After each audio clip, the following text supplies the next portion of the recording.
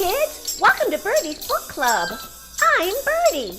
Let's get cuckoo for reading! Hi, kids. Welcome back. I'm going to read the book These Hands, written by Margaret Mason, illustrated by Floyd Cooper. Jasmine and I chose this book to honor John Lewis, a Georgia congressman and civil rights icon who we sadly lost this past week.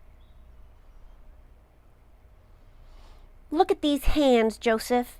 Did you know these hands used to tie a triple bowline knot in 3 seconds flat? Well, I can still help a young fellow learn to tie his shoes. Yes, I can. Look at these hands, Joseph. Did you know these hands used to make the ivory sing like a sparrow in springtime?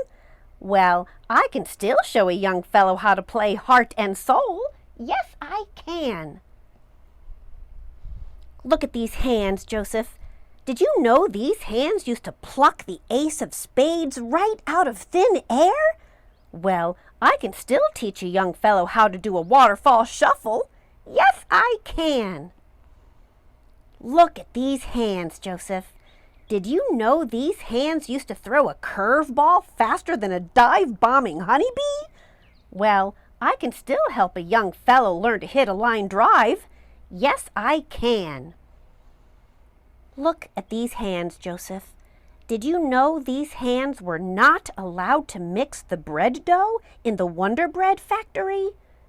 Did you know these hands were not allowed to touch the bread dough in the Wonder Bread factory? These hands were only allowed to sweep the floors. Well, those hands joined with other hands, and we wrote our petitions, and we carried our signs, and we raised our voices together. Now any hands can mix the bread dough, no matter their color. Now any hands can touch the bread dough, no matter their color. Yes, they can. Look at these hands, Grandpa.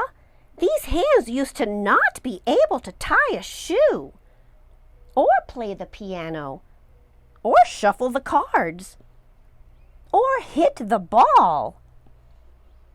Now I can do all that, plus bake a fine loaf of bread, can't I? Why, yes, you can, Joseph. Look at those hands. Those hands can do anything at all in this whole wide world. Yes, you can. The end. Can you imagine what it was like for Joseph's grandpa and other people who were not allowed to use their hands? What are you grateful for that you can do with your hands?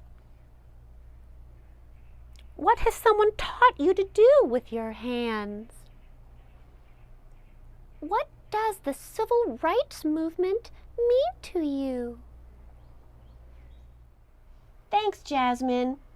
It's important for us to remember people like John Lewis.